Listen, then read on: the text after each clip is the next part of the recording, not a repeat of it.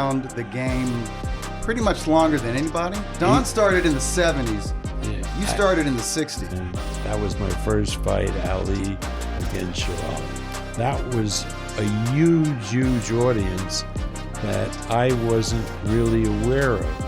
When Sinatra appeared, the women would just go crazy. Bob Arum, welcome to the Ring Magazine podcast. It's no accident that so many Sugar Ray Leonard fights have been on television. And the reason they've been is because he gets the viewers. Who made the threat? We're not allowed to tell you. I said, what the hell are you calling me up for? Muhammad Ali and Joe Frazier battled it out in the Thriller in Manila. And it was the most memorable heavyweight fight of all time. Let's get right into it. You've been around the game pretty much longer than anybody, including Don King. Is that correct? Oh, yeah, well before Don Well King. before. Don started in the 70s. Yeah, You started in the 60s. Mid-60s, yeah. So you started when the founder of Ring Magazine was still editor-in-chief, Nat Fleischer. That's correct. It was the Bible, really the Bible of boxing. It spoke very authoritatively, and it was accepted as the voice of the sport. Right. There wasn't a whole lot of competition in terms of a media outlet or a media publication that was dedicated 100% to boxing.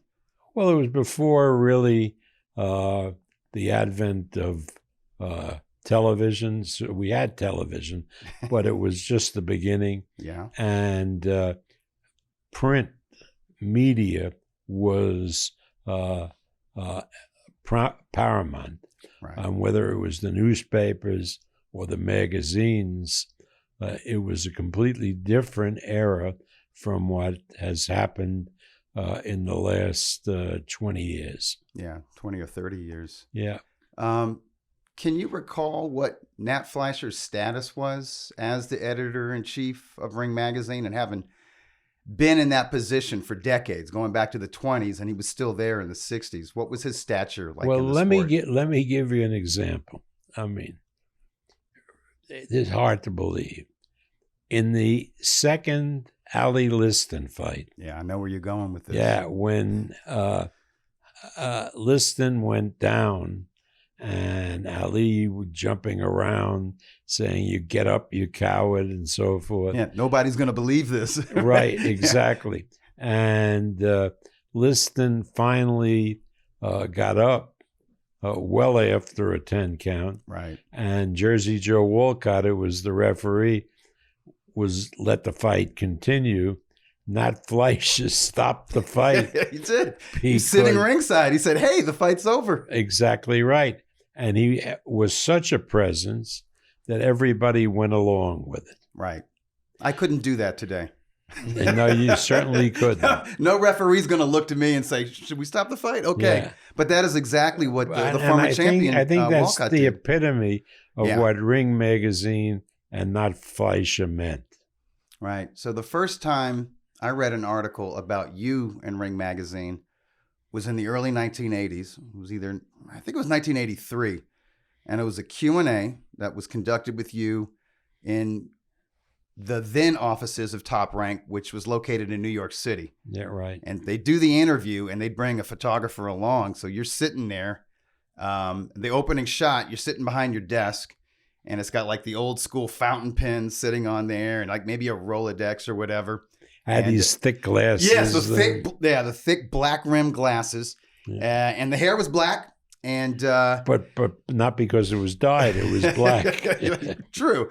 And they have these like little mugshots of you talking kind of expressively during the Q&A. And I don't remember specifically what you talked about, although I do recall you pointed out certain problems that you saw within the industry, whether it was the networks or the sanctioning bodies or whatever. Kind of like you used it as a soapbox to kind of air out what you thought, where you thought the sport could be better. And I remember that's the first time I ever read anything like that. I'm opening it up to see Sugar Ray Leonard or, whoever was coming up in the early 80s at that time. Well, I think they would have. This was different. I think they would have given me the opportunity to expound because I was promoting fights for Leonard.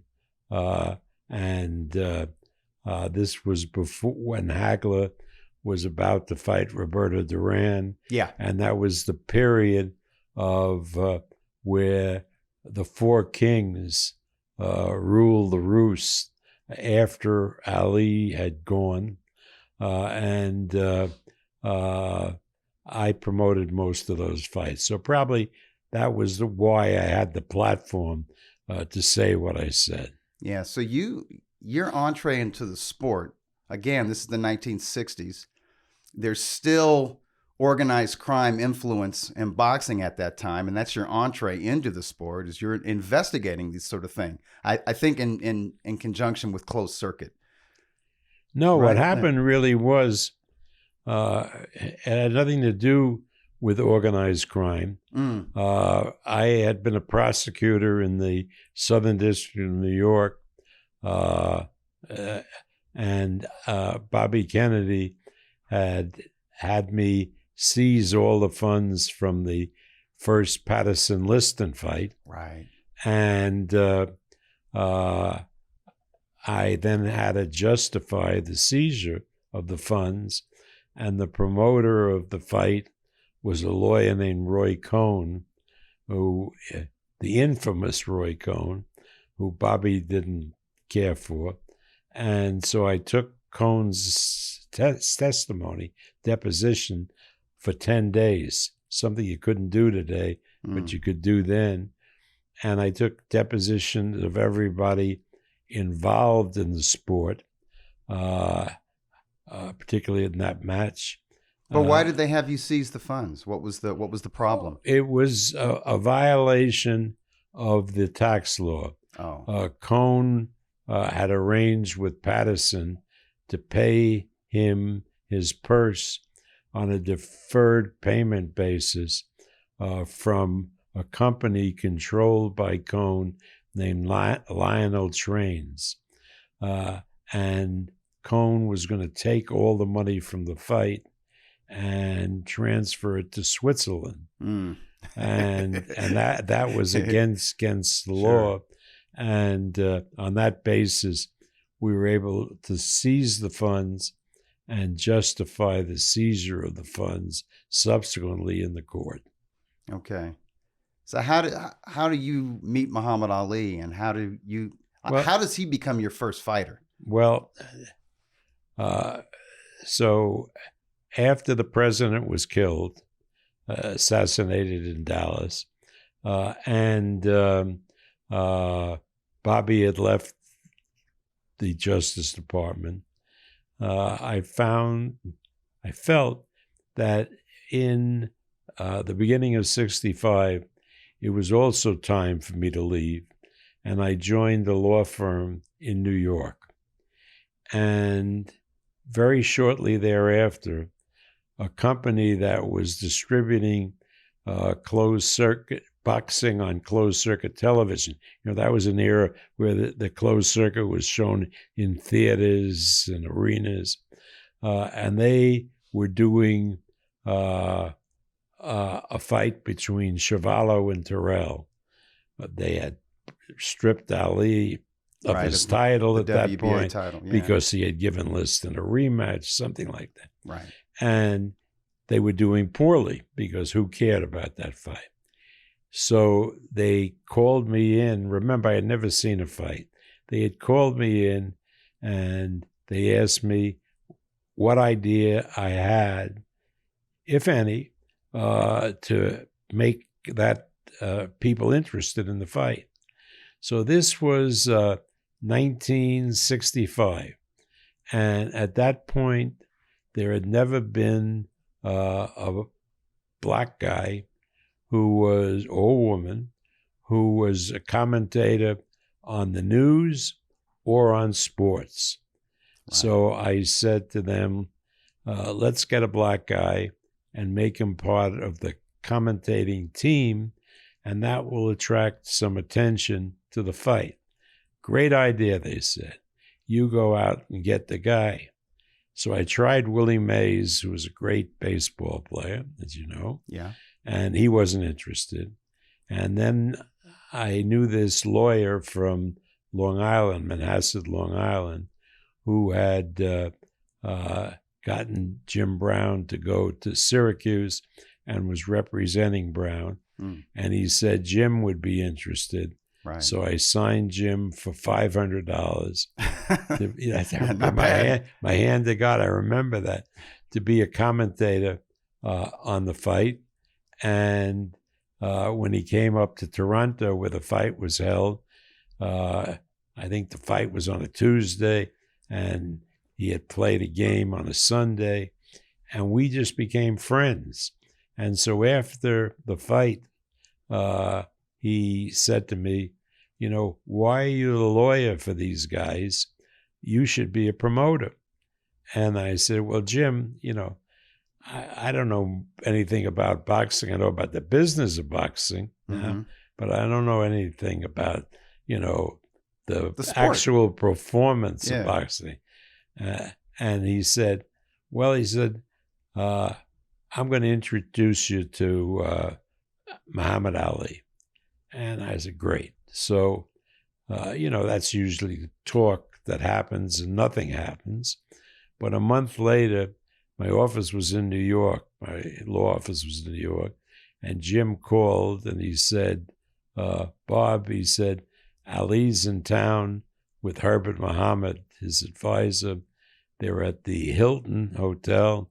I'll meet you there at such and such a time.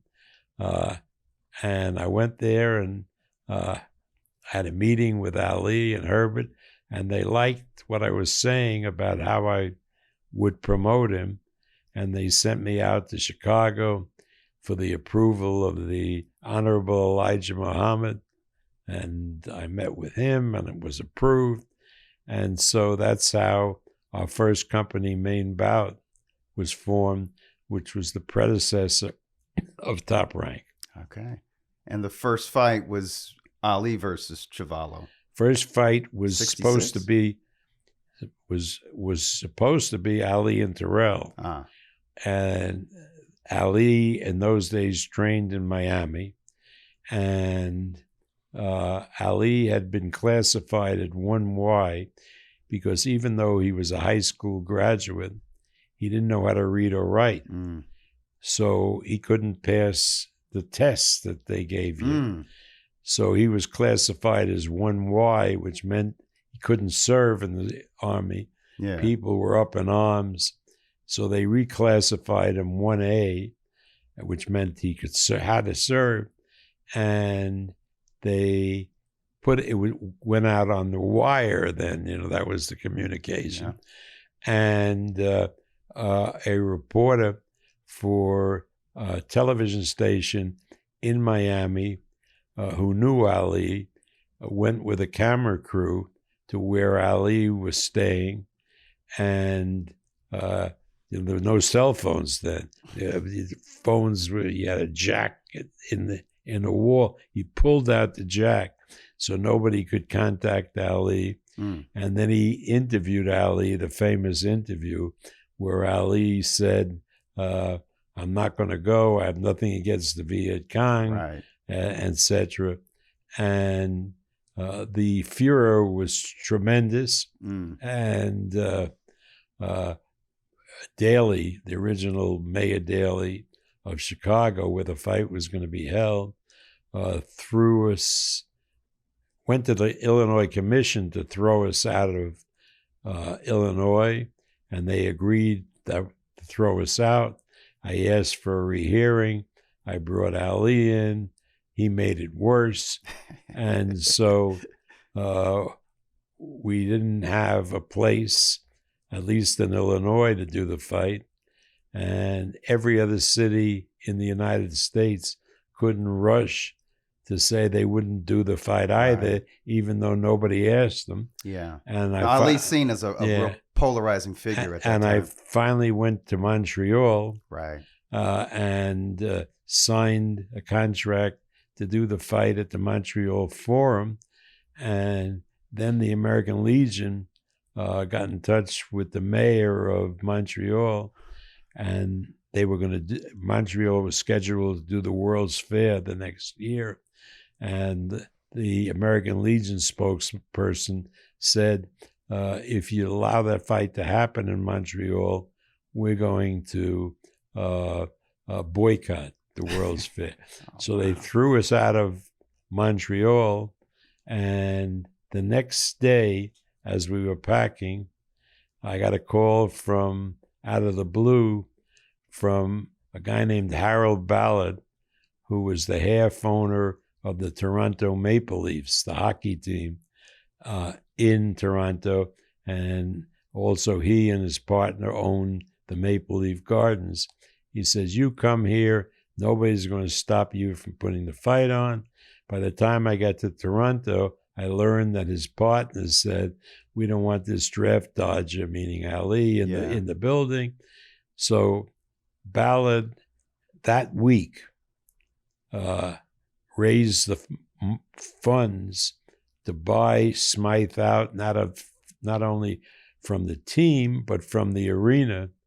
And that enabled us to do the Ali fight in Toronto, whereupon Terrell pulled out because fighters then were paid largely on a percentage. Yeah. And the American Legion was threatening to picket all the closed circuit places. So he's thinking no ticket buyers, no exactly. So so Chuvalo, who Terrell had beaten in the previous fight and lived in Toronto, volunteered, and that was my first fight, Ali against Chuvalo.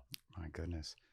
So you go from Ali in the 60s and in the 70s to the aforementioned Four Kings in the 1980s. Yeah. The late great Marvin Hagler, Sugar Ray Leonard, Roberto Duran, Tommy Hearns. And as you noted, you promoted most of those showdowns. And then I think it was towards the end of the 80s, you leave New York City, you move Top Rank to Las Vegas, and you were kind of visionary in this. You invest heavily into Hispanic fighters and the Hispanic market. Well, that's what happened, but not because of the great foresight that I had. When I had done all these fights in Las Vegas with the Four Kings, and I loved the place and I loved the people in Las Vegas, and decided to move there. And once I crossed the Mississippi, I realized what a tremendous number of Hispanics there were in places like California in the West. Sure. And that they were tremendous fight fans. Yes. More so than the Anglos, more so than the African Americans. Yeah. That was a huge, huge audience that I wasn't really aware of, because Teddy Brenner, who by that time was working for me, great matchmaker. Teddy, when he was the matchmaker for Madison Square Garden, said, you never, ever pair one Hispanic against the other in a fight in New York, because nobody will come. Nobody will have any interest. That was the mindset. Right.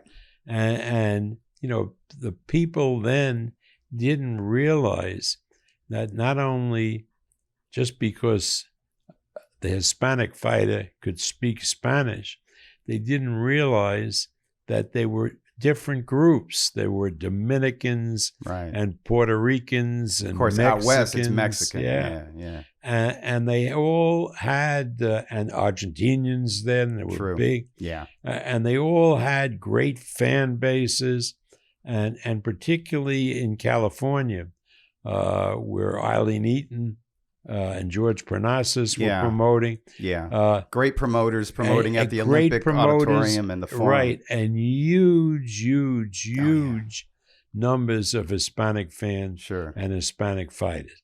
So it was more that I realized what was there once I got to Las Vegas. Then I went to Las Vegas because I realized what was there. There's a big difference. Yeah, yeah. You signed Michael Carbajal out of the 1988 Olympics. Little guy, but Mexican-American, came to fight. And not long after he emerged, you're signing Oscar De La Hoya out of the 92 Olympics. You're right. The gold Yeah. medalist. Yeah. And then, of course, he becomes the face of boxing within just a few years. Yeah, Oscar was really a phenomenon because not only was he Hispanic and was, completely fluent in Spanish, that was the language of his father and late mother, but he also, having been educated in the United States, spoke perfect English. Of course, yeah. Because that was, you didn't know exactly which was his first language. And he was very charismatic, and he listened. I said, Oscar, you're something special.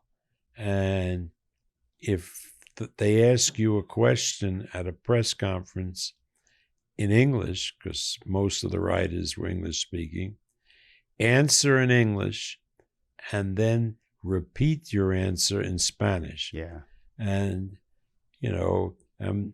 the Spanish media appreciates that, and the Spanish fans, Spanish-speaking fans, true. And Oscar was a tremendously good-looking kid, and so I noticed that the women, young women, were attracted to him. So of course, having come from New York and remembering what happened with Frank Sinatra, when Sinatra appeared at, say, it wasn't Radio City or the Roxy or someplace like that in New York, the women would just go crazy. And I did some research and I realized that the promoter at the time had lit the fire by paying women to go crazy. Right. And we did the same with Oscar. And you'd have the signs, the painted signs, love you, Oscar, and all that. Oscar, marry me, Oscar. Sure. And it went crazy. But it caught fire for real. Caught fire, yeah. So listen, I could talk to you for 3 hours, Bob, but we're going to have to wrap this podcast up. But before we wrap it up, Oscar was like the star of your stable, your top-ranked stable, going into the 2000s. And there's always somebody, because by the end of the 2000s, you had a new star out of the Philippines, Manny Pacquiao. And before that, we had Eric Morales and the reinvented George Foreman in the mid-90s to the late 90s. Don't forget Miguel Cotto, from Puerto Rico. Yeah. But so, there was always a big star that we could promote among our other fighters. We are very fortunate in that regard. At the same time, you and your company are evolving as technology evolves and as the sport itself changes. You see, that's the difference from, by that time, King is involved in the sport. And King was a great promoter, but it was all him. And I never operated that way. Sure. I operated more in a corporate way. So I always, as new technologies were happening, hired younger people who were familiar and could use that new technology. So we kept getting, comparatively younger all the time. And that has kept us relevant in this business. The fact that now, as the old man in boxing promotion, everybody in Top Rank is across the board younger than the people who operate in most of the companies that are involved in boxing. I've noticed that, but I'm glad you're still around. I'm glad Bruce Trampler is still part of the company. You guys are Hall of Famers. You're not the old man of boxing. You're the grand old man of boxing. And I would say you have replaced Nat Fleischer in that regard. No, nobody would listen to me if I tried to stop the fight. I love listening to you. So, but thank you for taking this time out. Yeah, Dougie, I appreciate it. Good luck with the new ownership.